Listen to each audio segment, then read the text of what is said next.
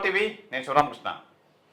వేసవి కాలంలో కామన్గా పీడియాట్రిషన్లో అంటే చంటిపిల్లల్లో సమ్మర్లో ఎలాంటి ప్రాబ్లమ్స్ వస్తాయి, ఎలాంటి జాగ్రత్తలు తీసుకోవాలి, ఈ విషయంపై doctor Garudaramma, senior consultant paediatrician, Medicover women and child hospital Jagadamba వద్ద నుంచి మనకు డాక్టర్ గారు మనతో పాటు ఉన్నారు. డాక్టర్ గారు నమస్తే మేడం. నమస్తే అండి, నేను డాక్టర్ అమ్మ, senior consultant paediatrician, Medicover hospital. నాకు ఈ పీడియాటిక్స్లో 30 years ఎక్స్పీరియన్స్ ఉంది. మీకు ఏ డౌట్లు ఉన్నా క్లారిఫై చేసుకోవచ్చు. మేడం గారు, సమ్మర్లో ప్రధానంగా ఈ పీడియాట్రిషియన్ చిన్నపిల్లల్లో ఎక్కువ ఫీవర్తో బాధపడుతుంటూ ఉంటారు. దానికి ఎలాంటి జాగ్రత్తలు తీసుకోవాలి? పిల్లలకి సమ్మర్లో ఫీవర్ అన్నది చాలా కామన్. అందులో సంవత్సరానికి 6 to 8 times fever, cough, cold వస్తాయి. అందులో ఫీవర్ అన్నది ఈ సమ్మర్లో చాలా కామన్. ఈ ఫీవర్ అన్నది మోస్ట్లీ వైరల్ ఫీవర్ వల్ల వస్తుంది. అందుకే మీరు ఇంట్లోనే కొన్ని చిట్కాలతో దీన్ని మేనేజ్ చేయొచ్చు. అంటే ఫీవర్ వచ్చిన వెంటనే పిల్లలకి పారాసిటమాల్ డ్రాప్స్ కానీ సిరప్ కానీ ఇవ్వాలి. అది ఇచ్చినప్పుడు జాగ్రత్తగా చూసుకోండి. 10 mg/kg అంటే డ్రాప్స్లో 1 ml 100 ఉంటుంది, సిరప్లో 5 ml 120 ఉంటుంది. మనము సిరప్ చెప్పి 5 ml అంటే మీ డ్రాప్స్ 5 ml ఇస్తే అది టాక్సిక్ డోస్ అవుతుంది. అందుకే జాగ్రత్తగా చూసుకోండి. ఫీవర్ తగ్గడానికి పారాసిటమాల్ ఇస్తూ, దాంతో కూడా జ్వరం తగ్గకపోతే గోరెచ్చ నీళ్ళతో ఒళ్ళంతా తడుగుడుతో తుడండి. అది కోల్డ్ స్పాంజింగ్ అంటాం. దాంతోపాటు మామూలుగా సమ్మర్లోనే పిల్లలకి చాలా ఫ్లూయిడ్స్ అవసరం వస్తుంది. అందులో జ్వరం వచ్చినప్పుడు ఇంకా స్వెట్టింగ్ వల్ల సాల్ట్స్ పోతూ ఉంటాయి. అందుకే లాట్ ఆఫ్ ఫ్లూయిడ్స్ ఇస్తూ ఉండండి. వాళ్ళు ఏ డైట్ తీసుకుంటున్నారో ఇంతకుముందు అది కంటిన్యూ చేయాలి. చిన్నపిల్లలు అయి ఉండి, చంటి పిల్లలు అయి ఉంటే బ్రెస్ట్ ఫీడింగ్ ఇస్తే బ్రెస్ట్ ఫీడింగ్ కంటిన్యూ చేయండి. కొంచెం పెద్ద పిల్లలు అయితే వాళ్ళు అన్నం, పప్పు, ఆకుకూరలు, ఫ్రూట్స్, వెజిటబుల్స్ తింటే అన్నీ పెట్టండి. ఫీవర్ వచ్చిందని పాలు మానేయడం, పెరుగు మానేయడం ఇవన్నీ చేస్తుంటారు. నార్మల్ డైట్ ఇస్తూ ఫీవర్ వస్తే ఓన్లీ పారాసిటమాల్. ఎందుకంటే 101 ఉందని చెప్పి ఫ్లెక్సాన్ సిరప్లు ఇవ్వడం, మెఫెనమిక్ యాసిడ్ సిరప్లు ఇవ్వడం, వీటి వల్ల సైడ్ ఎఫెక్ట్సే కానీ యూజ్ ఉండదు. Paracetamol drops every 4 hours 6 hours సేఫ్గా ఇచ్చుకోవచ్చు. అసలు ఎందుకు కాజ్ ఆఫ్ ఫీవర్ ఏంది, మనం ఎందుకు వస్తుంది ఈ ఫీవర్ సమ్మర్లో? కామన్గా ఫీవర్ వచ్చేది ఎక్కువ వైరల్ ఫీవర్ వల్ల. దాంతోపాటు చిన్న కాఫ్, కోల్డ్, సోర్ థ్రోట్ ఉందనుకోండి, ఇది వైరల్ ఫ్యారింజైటిస్ వల్ల. ఇవన్నీ ఈ ఫీవర్స్ మ్యాక్సిమమ్ 3-4 రోజుల్లో తగ్గిపోతూ ఉంటాయి. కానీ ఇంకా ఎక్కువ హై గ్రేడ్ ఫీవర్ వచ్చి ఇంకా తగ్గకపోతే next common is urine infection. అది యూరిన్ ఇన్ఫెక్షన్ ఉందంటే పిల్లలకి యూరిన్ పాస్ చేసిన మంట ఉందా లేదా అవన్నీ చూసుకోండి. అప్పటికి ఇంకా తగ్గకపోతే అప్పుడు పిల్లల డాక్టర్ గారు తీసుకెళ్ళి వాళ్ళు ఎగ్జామిన్ చేసి అప్పుడు ఎందుకు వచ్చింది ఫీవర్ అన్నది నిర్ధారణ పరుస్తారు. మేడం, ప్రస్తుత రోజుల్లో ఈ గూగుల్లో చూసి ఓన్ డెసిషన్స్ అయితే తీసుకుంటున్నారు పేరెంట్స్, మదర్స్ కానీ. అలాంటి వాళ్ళకి ఎలాంటి సజెషన్స్ ఇస్తారు? అదే చెప్తున్నది. ఫస్ట్ గూగుల్కి వెళ్ళిపోతారు ఏదైనా వచ్చిందంటే, లేకపోతే ఫార్మసీకి వెళ్ళి మందులు వాడేస్తూ ఉంటారు. అదే చెప్పేది. ఇలాగ ఎగ్జాంపుల్స్ మేము చూసాము. మామూలుగా ఎప్పుడో మేము సిరప్, పారాసిటమాల్ 5 ml వేయమంటే ఒకసారి ఒక మదర్ ఏం చేసింది, ఆ డ్రాప్స్ ఇచ్చాడు ఆ షాప్ వాడు, ఆ డ్రాప్స్ తీసుకొని 5 ml డ్రాప్స్ వేసింది. మనకి సేఫ్టీ డోసు 10 mg/kg అంటే 5 times మోర్ ఉంది, 50 mg. ఆ paracetamol toxic dose is 50 to 60 mg. So అందుకే జాగ్రత్తగా ఏది చేసినా కూడా పిల్లల డాక్టర్ని కన్సల్ట్ చేసి చెయ్యండి. ఇలా గూగుల్లో ఫార్మసీకి వెళ్ళి మెడిసిన్స్ అవి వాడకండి. ఇలా కాఫ్, కోల్డ్ వచ్చింది అన్నారనుకోండి, ఏదో వాళ్ళు కాఫ్ సిరప్లు ఇచ్చేస్తారు. అది వాడకూడదు, దానివల్ల సైడ్ ఎఫెక్ట్స్ ఎక్కువ. ఇవన్నీ మ్యాక్సిమం 90% వైరస్ వల్ల వస్తాయి కాబట్టి ఓన్లీ పారాసిటమాల్ ఇస్తే సరిపోతుంది. Unnecessary antibiotics, unnecessary cough syrups, unnecessary cold syrups వాడకండి.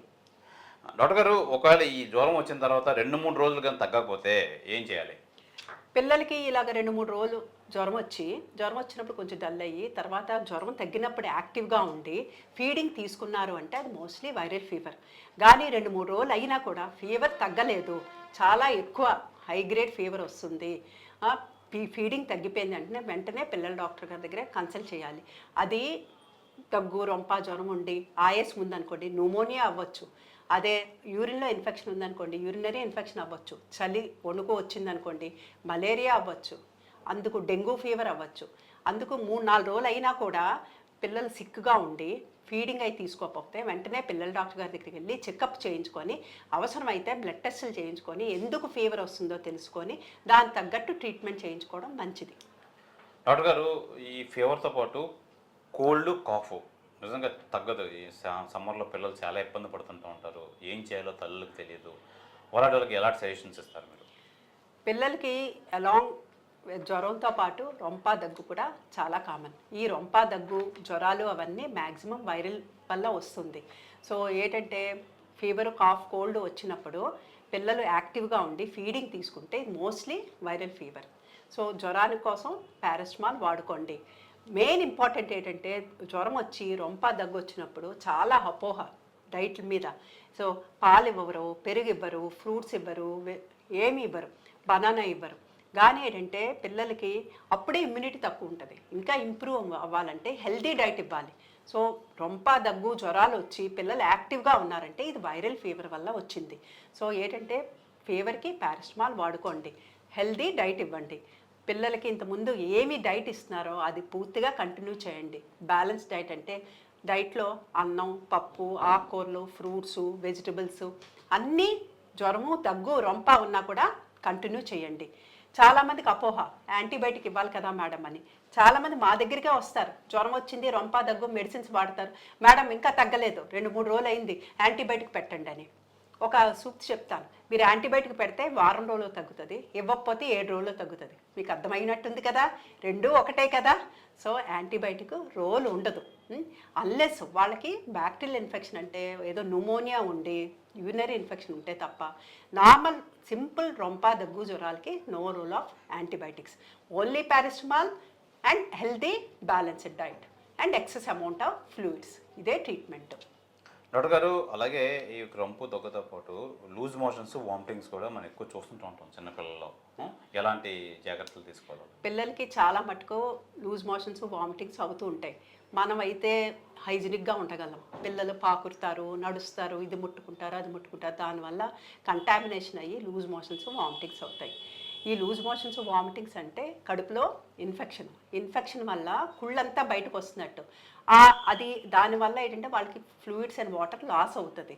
So ఆ పిల్లలకి లూజ్ మోషన్స్, వామిటింగ్స్ అవ్వాయి అంటే ఆ ఫ్లూయిడ్ని రిప్లేస్ చేయించుకోవాలి, లేకపోతే డిహైడ్రేషన్లోకి వెళ్ళిపోతారు. సో పిల్లలకి లూజ్ మోషన్స్ అయితే ఓఆర్ఎస్ అని ఉంటుంది, ఒక ప్యాకెట్ అంటే శాచెట్స్ అని, అది ఒక ప్యాకెట్కి 1/2 లీటర్ నీళ్ళు కలిపి ఆరారా తాగిస్తూ ఉండాలి. ఇది కూడా సేమ్ దగ్గు, రొంపలాగే వీళ్ళకి కూడా లూజ్ మోషన్స్ అయ్యాయని ఈ డైట్, ఆ డైట్ అన్నీ ఇవ్వడం మానేస్తారు. ఎలా ఓఆర్ఎస్ ఇస్తూ దాంతోపాటు కంటిన్యూస్గా వాళ్ళకి పెరుగన్నము, బియ్యం ఒక వేపి జావా, ఇడ్లీ, అరటిపండు అవన్నీ నార్మల్గా పెట్టుకోవచ్చు. బ్రెస్ట్ మిల్క్ ఇచ్చేవాళ్ళు బ్రెస్ట్ మిల్క్ కంటిన్యూస్ చేయాలి. తర్వాత కొంచెం ఇంటెస్టైన్ సపోర్ట్ ఇవ్వడానికి ZND డ్రాప్స్ అండ్ మెడిసిన్ వాడచ్చు. సమ్టైమ్స్ ప్రోబయోటిక్స్ అని ఇస్తాం, అది కూడా కంటిన్యూ చేయొచ్చు. ఈ లూజ్ మోషన్స్, వామిటింగ్స్ కూడా మ్యాక్సిమము వైరల్ ఫీవర్ వల్ల వస్తుంది. సో దీంట్లో కూడా యాంటీబయాటిక్స్ రోల్ ఉండదు. సో లూజ్ మోషన్స్, వామిటింగ్స్ అయినా కూడా ట్రీట్మెంట్ ఈజ్ ఫీవర్ ఉంటే పారాసిటమాల్, ఆ లూజ్ మోషన్స్కి ఫ్లూయిడ్, వాటర్ లాస్ అవుతుంది కాబట్టి ఓఆర్ఎస్ ఇచ్చుకోవాలి. ఈ అన్ని జాగ్రత్తలు తీసుకుంటే మీరు ఇంట్లోనే చిన్న చిన్న ప్రాబ్లమ్స్కి మేనేజ్ చేయగలరు. కానీ కంటిన్యూస్ వామిటింగ్స్ అయిపోయి ఎక్కువ లూజ్ మోషన్స్ ఎక్కువైపోతే వెంటనే మీ దగ్గరున్న పిల్లల డాక్టర్ని కన్సల్ట్ చేయండి. డాక్టర్ గారు, బ్రెస్ట్ ఫీడింగ్ అన్నారు కదా, అలాగే పిల్లల విషయంలో అందులో సమ్మర్లో ఎటువంటి ప్రాబ్లమ్స్ రాకుండా మదర్ ఎలాంటి జాగ్రత్తలు తీసుకోవాలి? ఇప్పుడు మదర్ కూడా సమ్మర్లో ఎక్కువ ఫ్లూయిడ్ లాస్ అవన్నీ ఉంటుంది. సో మదర్ కూడా ఈ టైంలో హెల్దీ డైట్ తీసుకుంటూ వాటర్ ఎక్కువ తీసుకుంటే, హెల్దీ డైట్ అంటే పొద్దున, సాయంత్రం పాలు తాగడం. వాళ్ళు ఏంటంటే డెలివరీ అయ్యాక చాలామంది ఏం చేస్తారంటే పచ్చాలని ఏం పెట్టడం మానేస్తారు. కానీ అసలు మనం తినేది, మనకి డైజెస్ట్ అయ్యేది ఇంటెస్టైన్ నుంచి, దానికి డెలివరీకి అసలు సంబంధం ఉండదు. అది అసలు నార్మల్ డెలివరీ అయితే ఇంకా అసలు ఉండదు. సిజేరియన్ అంటే కొంచెం 2-3 రోజులు, ఒక 1 వీక్ జాగ్రత్తగా తీసుకోవాలి. దాని తర్వాత మదర్స్ అందరూ ఇంతకుముందు ఏ హెల్దీ డైట్ తీసుకుంటున్నారో అవన్నీ తీసుకోవాలి. దానికి హెల్దీ డైట్ తీసుకుంటేనే వాళ్ళకి మంచిగా పాలు వస్తాయి, అప్పుడు బేబీకి హెల్దీగా మిల్క్ వస్తుంది. సో మదర్స్ కూడా రెగ్యులర్గా కంటిన్యూస్ హెల్దీ డైట్ ఇంతకుముందు ఎలా తినేవారో వాళ్ళు తిని, తర్వాత ఎక్కువ వాటర్ తీసుకుంటే మంచిగా పాలు వచ్చి పిల్లలు హెల్తీగా ఉంటారు. డాక్టర్ గారు ఇప్పుడు సాధారణంగా సమ్మర్లో ఎస్పెషల్లీ బయట టెంపరేచర్ ఒకలా ఉంటుంది, ఇంట్లో టెంపరేచర్ ఒకలా ఉంటుంది, రెండు బ్యాలెన్స్ అవ్వాలి.